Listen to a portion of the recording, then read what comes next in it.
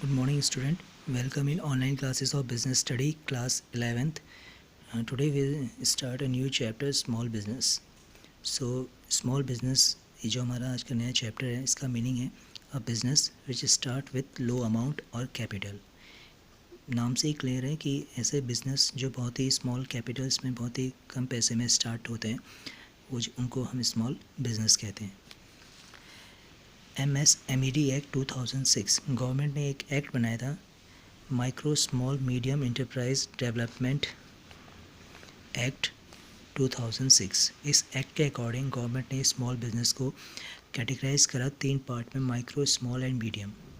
यानी small business जो बहुत ही कम अमाउंट में स्टार्ट होते हैं ऐसे बिज़नेस को हम स्मॉल बिज़नेस कहते हैं। और स्मॉल बिज़नेस की गवर्नमेंट ने 3 कैटेगरी बनाई थी MSMED एक्ट 2006 के अकॉर्डिंग। गवर्नमेंट ने वैसे लेटेस्ट इसमें कई चेंजेस कर रखे हैं, बट NCERT के अकॉर्डिंग अभी आप प्रीवियस जो रूल्स है उन्हीं के अकॉर्डिंग हम इस चीज़ को डिस्क्राइब करेंगे।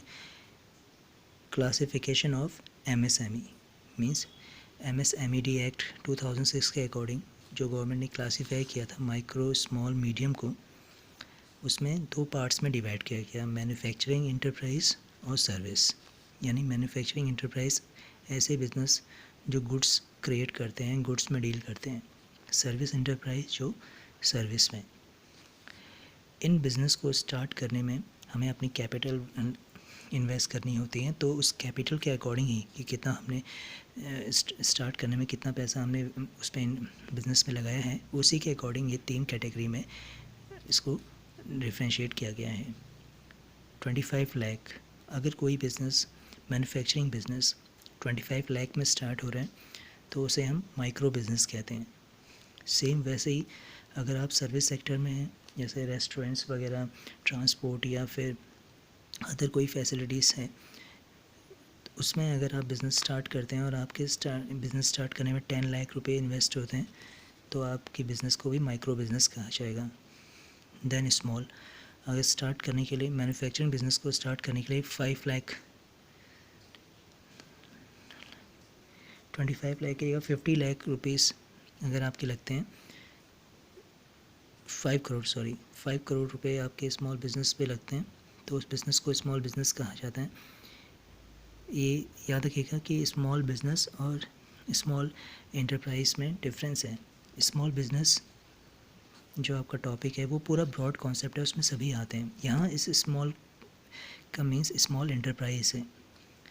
अगर मैन्युफैक्चरिंग बिज़नेस को स्टार्ट करने में 5 करोड़ रुपीज़ लगते हैं तो स्मॉल एंटरप्राइज़, और अगर सर्विस सेक्टर में 2 करोड़ लगते हैं तो स्मॉल एंटरप्राइज़। मैन्युफैक्चरिंग बिज़नेस आप स्टार्ट कर रहे हैं और आपके 10 करोड़ रुपीज़ इन्वेस्ट हो रहे हैं, या सर्विस सेक्टर पे आप काम कर रहे हैं और आपके 5 करोड़ रुपए इन्वेस्ट हो रहे हैं तो उसे मीडियम एंटरप्राइज़ कहा जाएगा।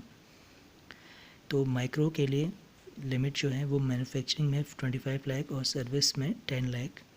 स्मॉल्स इंटरप्राइज़ के लिए जो लिस्ट है वो 5 करोड़ और 2 करोड़, सर्विस में 2 करोड़, मैन्युफैक्चरिंग में 5 करोड़, और मीडियम के लिए जो है वो 10 करोड़ मैन्युफैक्चरिंग में और 5 करोड़ सर्विस में। इसमें न्यू चेंजेस किए गए हैं बट हम प्रीवियस के अकॉर्डिंग ही इसे डिस्कस कर रहे हैं। तो ये था classification of MSMED act 2006. I hope you have understood these topics. Thanks for watching.